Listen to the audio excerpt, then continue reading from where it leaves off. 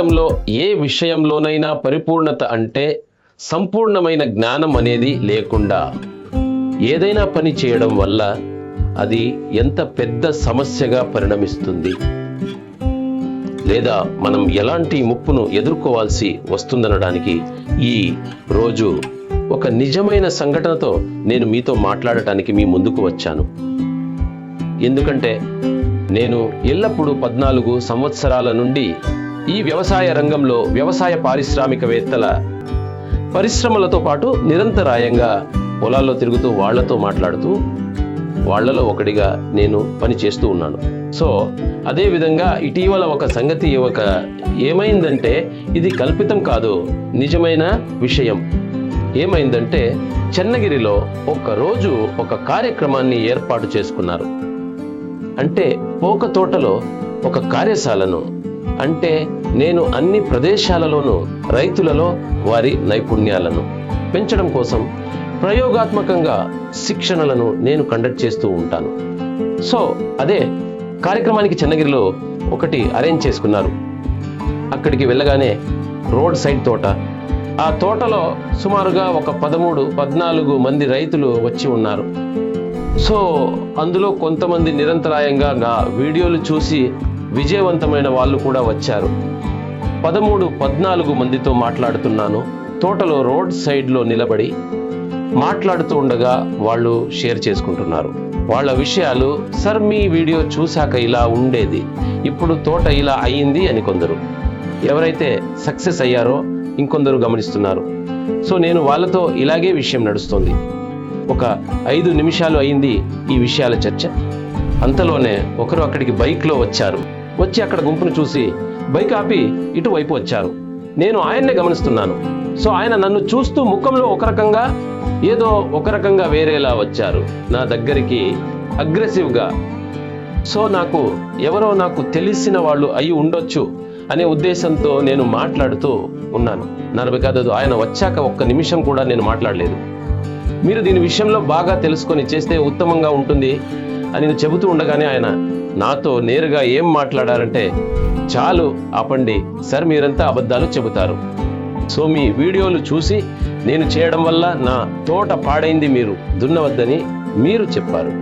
నేను దున్నడంతో ఈ రోజు నా తోట మొత్తం పాడైపోయిందని నేరుగా అప్పీల్ చేశారు. దాంతో నాకు అలాగా సరే అనిపించింది. ఒక రకంగా కంగారు వేసింది. అయినా ఈ ప్రజలున్నారు, నేను అక్కడ కంగారు పడాల్సిన పని లేదు. సో దాన్ని సమాధానంగా తీసుకున్నాను. ఎందుకంటే సాధారణంగా అంతే పరిపూర్ణత లేని వారు ఏ ప్రశ్న అడిగినా కూడా మనకు పరిపూర్ణత ఉన్నప్పుడు ఆ సహనంతో మనం మాట్లాడాల్సి వస్తుంది. సో నేను దాన్ని మంచిగానే స్వీకరించాక మన తోట ఎక్కడుందని అడిగాను. చూడండి సార్, అక్కడే కనిపిస్తోంది, అదే తోట అని చెప్పారు. సో మనం ఎలాగైనా వర్క్ షాప్ చేయాలి.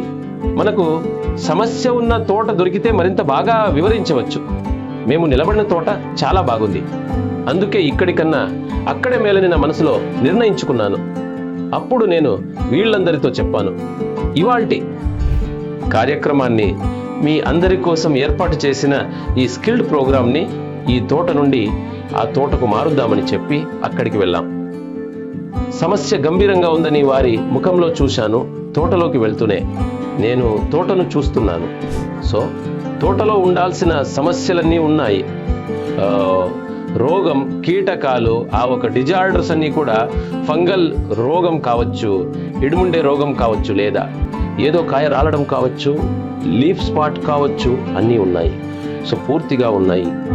చాలా మటుకు చెట్లు పోయాయి. నేను దాన్ని గమనించాను. సో గమనించి నాకు కష్టం అనిపించింది. ఎందుకంటే ఒక రైతుకు అన్ని చెట్లు పోయాయంటే, సమస్యలు అన్నీ ఉన్నాయంటే వాళ్ళ మనస్థితి ఎలా ఉండొచ్చు. సో నేను ప్రశాంతంగా వారిని చూస్తూ మాట్లాడాను. సో ఎంత విస్తీర్ణం ఉందని అడిగాను. 2 ఎకరాలని చెప్పారు. అవునా సో నీళ్లు ఎలా ఇస్తున్నారని అడిగాను. సార్ నాకు నీటి సమస్య లేదు, నాకు కావాల్సినంత నీరు ఉంది, బాగానే ఇస్తున్నాను అన్నారు. ఎస్, సంతోషం ಅಂತ ಕೇಳಿದೆ. చాలా మంచిది అన్నాను. ఆ తర్వాత అవునా, బాగా అంటే ఎన్ని రోజులకి ఒకసారి పెడుతున్నారని అడిగాను. సో డ్రిడ్ ఎప్పు ఉంది, ఎన్ని రోజులకి ఒకసారి అని అడిగాను. ఆయన వారానికి ఒకసారి ఇస్తాను సార్, 2 ఎకరాలు అన్నారు. వారానికి ఒకసారా? నిజమా? ఎన్ని గంటలు పెడతారని అడిగాను. ఏమీ లేదు సార్, దీనికి 3 రోజులు, దానికి 3 రోజులు కంటిన్యూస్గా పెడతాను అన్నారు. సో నాకు పూర్తిగా అర్థమైంది ఏంటంటే, నిరంతరాయంగా 3 రోజులు ఇచ్చి 3 రోజులు ఆగి మళ్ళీ పెడుతున్నాడు. వారానికి ఒకసారి కాదు పెడుతున్నది. సో 3 రోజులు మాత్రమే గ్యాప్ ఇచ్చి పెడుతున్నాడు. సో ఇక్కడ మొత్తం డ్యామేజ్ అయిపోయింది. అతిగా నీళ్లు పెట్టడం వల్ల సో మట్టి మొత్తం డ్యామేజ్ అయిపోయింది. వేరు కూడా డ్యామేజ్ అయిందని నాకు అర్థమైంది. కానీ ఆ మనిషికి నేను నేరుగా చెప్పలేక వెరీ గుడ్ అని అన్నాను. వెరీ గుడ్ అని అప్రిషియేట్ చేశాను. సో అలాగే అక్కడ ఉన్న వాళ్ళందరికీ కూడా నేను చెప్పాను. ఎవరైతే శిక్షణ కోసం వచ్చారో వాళ్ళందరికీ ఈరోజు ఈ తోటలో మనం ఏమి చేయాలో నేను వారికి వివరించాను. ఏమి చెప్పానంటే, చూడండి, మీరందరూ ప్రయోగాత్మకంగా మట్టిని పరీక్ష చేయడానికి మీరందరూ కూడా మీ సొంత చేతితో కనీసం ఒక అడుగు మట్టిని తీసి ఒక గుప్పెడు మట్టిని నాకు చూపించాలి. కనీసం అడుగు అంత లోతుగా తీయాలి అని చెప్పాను. అంతే కదా అని వాళ్ళ మనసులో అనిపించింది. సరే అని వెళ్ళారు. అక్కడ తీయడం మొదలుపెట్టారు. నేను ఈ తోట యజమానితో పాటు నిలబడి మట్టి తీయించాను. సో ఆ మట్టి తీసిన చేత్తో ఇలా తీయడానికి ప్రయత్నించాడు. సో కేవలం 1 అంగుళం కూడా మట్టిని చేత్తో లోపలికి తీయలేకపోయాడు. ఆ మనుష్య చాలా బాగా నీళ్లు పెట్టారు, కొంచెం లోతుగా తీయండి అని ఆ మనిషిపై ప్రెజర్ పెట్టాను. ఎంత ట్రై చేసినా నేను చెప్పడంతో గట్టిగా ప్రయత్నించాడు. సో ఈ గోరు సందులో మట్టి చేరింది. రక్తం కూడా రావడం మొదలైంది. చూసుకుంటే రక్తం వస్తుంది. అయ్యో, ఎందుకు ఇలా అయ్యింది అన్నాను. లేదు సార్, చాలా గట్టిగా ఉంది, మట్టి తీయడం అవ్వట్లేదు సార్ నేను దున్నితే బాగుండేది, దున్నకపోవడం వల్లే ఇలా అయ్యింది అని. మళ్ళీ నాకే రివర్స్ బాణం వేశాడు. ఎస్, గుడ్, చూద్దాం రండి. ఇవన్నీ ప్రయోగాత్మకంగా తెలుసుకుందామని చెప్పి వాళ్ళ తోట గట్టు మీద ఒక కంచె ఉంది. నేను అందరినీ పిలిచాను. ఎవరి వల్ల మట్టి తీయడం అవ్వలేదు. వాళ్ళు ఇబ్బంది పడుతుంటే అందరినీ గట్టు దగ్గరికి తీసుకెళ్లాను. అక్కడికి తీసుకెళ్ళి అందరినీ తీయమన్నాను. సో తోట పక్కనే గట్టు ఉంది. తోట అంతా తడిగా ఉంది. గట్టు కొంచెం ఎత్తులో ఉంది. సో దీనికి కేవలం ఆ తేమ మాత్రమే వెళ్ళింది. ఆ ఒక తేమ అక్కడికి చేరి అక్కడ చేత్తో తీస్తే అడుగు ఏంటి, 1 అడుగు మట్టి తీసినా లోపలికి వెళ్తోంది. సో గట్టులో వేర్లు చాలా కనిపిస్తున్నాయి. వానపాము కూడా కనిపిస్తోంది. అక్కడ మట్టి తీయడం సులభంగా ఉంది. సో నేను వారికి అర్థమయ్యేలా చెప్పే సమయం వచ్చింది. అందుకే అలా చెప్పాను. మట్టి వదులుగా ఉంది, వేర్లు బాగున్నాయి, ఆకులు బాగున్నాయి. కానీ ఈ తోటలో ఎందుకు ఈ విధంగా ఉంది? గుట్ట ఎల్లే అప్పుడు ఒకరు, సార్ నీళ్లు ఎక్కువయ్యాయి, ముఖాలు చూసుకున్నారు. నేను ఒక పార తెమ్మన్నాను. వాళ్ళు తెచ్చారు. ఇక తోట యజమాని చేతనే తవ్వించాను. తవ్వారు, మట్టి తీశారు. అలా తీస్తుండగానే మట్టిని ఇలా తీసుకుంటే అది మొత్తం ముద్దగా అయిపోయింది. జిగురులా వచ్చింది. అందరినీ చేతిలోకి కొంచెం తీసుకోమని చెప్పాను. తీసుకున్నారు. ఇది దేనికి బాగుంటుంది అడిగాను. ఎవరు చెప్పలేదు, నేనే. ఈ మట్టి గణపతి చేయడానికి బాగుందా అని అడిగాను. అప్పుడు వాళ్ళు, ఎస్ సార్, చాలా బాగుంది, ఈ మట్టి గణపతి చేయడానికి అని చెప్పారు. ఆ తర్వాత నేను శాస్త్రీయంగా విశ్లేషణ ఇవ్వడం మొదలుపెట్టాను. చూడండి, మట్టి గట్టి పడిపోవడం వలన, అంటే నీరు విపరీతంగా ఇవ్వడం వల్ల మట్టిలో ఉండే జీవవైవిధ్యం నాశనమైపోయి మట్టి కణాలు ఒకదానికొకటి కూర్చుని సిమెంట్ లాగా తయారైంది. ఆ విధంగా సిమెంట్ లాగా అవ్వడం చేత ఇక్కడ గాలి ప్రసరణ లేదు, నీరు భూమిలోకి ఇంకడం లేదు. దాని కారణం, దీని ప్రభావం ఏమైందని రెండోది మనం చూడటానికి వెళ్తే, అలాగే కొంచెం తవ్వి వేర్లను సేకరించండి అని చెప్పాను. ఆ వేర్లను సేకరించారు. ఒక చోట కాదు, 7-8 చోట్ల వేర్లను సేకరించారు. ఆ వేర్లను అన్ని ప్రదేశాలలోనూ సేకరించి నీటితో శుభ్రంగా కడిగి ఒక ప్రదేశంలో పెట్టి అక్కడున్న వాళ్ళందరికీ నేను చూపించాను. అప్పుడు వాళ్ళకి విషయం అర్థమైంది. ఒక్క వేరు కూడా చురుకుగా లేదు, అన్నీ నల్లగా అయిపోయి చచ్చిపోయి ఉన్నాయి. అందువల్ల పీచు వేర్లు అనేవి అక్కడ లేనే లేవు. కాబట్టి ప్రధానంగా ఒక చెట్టుకు వేర్లు అనేవి పని చేయడం లేదంటే, మనం పైన చూసినటువంటి ఈ యొక్క సమస్యలన్నీ నిజం కావాలా లేక అబద్ధం కావాలా అని నేను అడిగాను. దానికి వాళ్ళందరూ అన్నారు, నిజమే స్వామి, చెప్తున్నది సత్యం. అప్పుడు నేను చెప్పాను, ఇది నేను చెప్పిన మాట కాదు, ఇది శాస్త్రీయంగా విజ్ఞాన శాస్త్రం చెబుతున్న విషయం.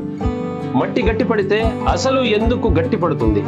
చాలా ఎక్కువగా నీరు పెట్టడం వల్ల కూడా అవుతుంది, లేదా అసలు నీరు లేకపోవడం వల్ల కూడా అవుతుంది. ఈ ప్రదేశంలో చాలా ఎక్కువగా నీరు పెట్టడం వలన మట్టి గట్టిగా అయిపోయి వేర్లకు గాలి ప్రసరణ లేక వేర్ల యొక్క అభివృద్ధి నిలిచిపోయి వేర్లన్నీ ఒక సంకట స్థితిలో చిక్కుకోవడం వలన ఈరోజు ఈ తోటలో అన్ని రోగాలు రావడానికి కారణం, ఎక్కడైతే మేలు చేసే జీవులు మట్టిలో ఉండాల్సి ఉండిందో అవి బ్రతకడానికి వాతావరణం సహకరించలేదు, అతిగా నీరు పెట్టడం వల్ల. అందువల్ల హానికరమైన జీవులు అభివృద్ధి చెందాయి. మట్టిలో రోగకారక క్రిములు అభివృద్ధి చెంది అక్కడ వేరుకుళ్ళు తెగులు వచ్చి ఉండవచ్చు, లేదా ఇది కాయలు రాలిపోతూ ఉండటం కావచ్చు, కురుగులు కావచ్చు, లేదా లీఫ్ స్పాట్, అది మట్టి నుండి రాకపోయినప్పటికీ ఆకుమచ్చ తెగులు వస్తుంది. ఆ మట్టి మీద తేమ తోటలో ఎక్కువగా అవ్వడం వల్ల ఫంగస్ రావడానికి అది మరింతగా ఉపయోగపడి అక్కడ అన్ని విధాలైన రోగాలకు ఒక అనుకూలమైన వాతావరణాన్ని వీరు సృష్టించారు. దుక్కి చేయకపోవడం వల్ల కాదు, అతిగా నీరు పెట్టడం వల్ల. ఎవరికి అర్థం కాలేదు. సో దీని ద్వారా నేను అర్థం చేయించాను. స్నేహితులారా, నేను అందరికీ చెప్పేది ఇదే చూడండి. వారు నా వీడియోలో అర్థం చేసుకున్న విషయం ఏమిటంటే, కేవలం దుక్కి చేయవద్దు, తోట బాగుంటుంది అని మాత్రమే చెప్పాను. కానీ దానికి కారణాలు కూడా ఇచ్చాను. కానీ వాళ్ళకి రిజిస్టర్ అయ్యింది. దుక్కి చేయొద్దు అని చెప్పింది, దుక్కి చేయకపోతే సులభం అవుతుందని సులభంగా దాన్ని వదిలేశారు. అదేవిధంగా నీటిని ఒకసారి ఆటోమేటిక్ స్టార్టర్ ఆన్ చేసి పెడితే మళ్ళీ అక్కడికి వెళ్ళే అవసరం లేదు. నీళ్లు ఉచితం మరియు కరెంటు ఉచితం. నిరంతరంగా నీరు పెట్టడం సులభమయ్యింది. దీన్ని ఇవ్వడం మొదలుపెట్టారు. కానీ పంటకు నీటి అవసరం అయితే ఉంది. కానీ ఈ రీతిగా అతిగా ఇచ్చినప్పుడు ఎటువంటి సమస్యలను వారు ఎదుర్కొన్నారో నేను చెప్పిన విషయం తప్పు అని నేను ఒప్పుకోవాలా, లేదంటే వారు పరిపూర్ణంగా తెలుసుకోకుండా చేసింది తప్పు అని మీ అందరికీ అర్థం కావాలి అనేది ఈ ఒక కథ ద్వారా మీరు తెలుసుకోవాల్సి ఉంటుంది. అందువల్లనే ఇక్కడ చాలా వరకు 100కి 70% తోటలలో నేను అన్ని చోట్ల ఇక్కడ చూశాను. ఏం చూస్తున్నానంటే, నీళ్ళే లేవంటారు. అతిగా నీరు పెట్టడం వల్ల మట్టి జిగురులా అయిపోయి మట్టిలోని జీవ వైవిధ్యాన్ని పాడు చేసుకుని అన్ని సమస్యలను ఎదుర్కొంటున్నారు. అందుకే చాలా చోట్ల డాక్టర్ సాయాన్ని వాడారు. వేసి విపరీతంగా నీరు పెట్టడం వల్ల ఆ మట్టిలోని జీవుల అభివృద్ధికి వీలు కాకుండా పోయింది. కాబట్టి నెగటివ్ రిజల్ట్స్ వచ్చినట్లు నేను ఫీల్డ్లో చూశాను. అందువల్ల ప్రతి ఒక్కరూ కూడా నీరు పెట్టే పద్ధతి ఏంటంటే, మీరు 3 రోజులు పెట్టినా నేను వద్దనను. 3 రోజులు పెడితే 30 రోజులు ఆపండి. ఎందుకంటే చాలా ఎక్కువ నీరు పెట్టి ఉంటారు, అది లోతుకు వెళ్ళి ఉంటుంది. మళ్ళీ ఆ లోతుకు వెళ్ళిన నీరు తిరిగి ఆవిరై బయటకు రావాలంటే మట్టి పొడిగా అవ్వాలి.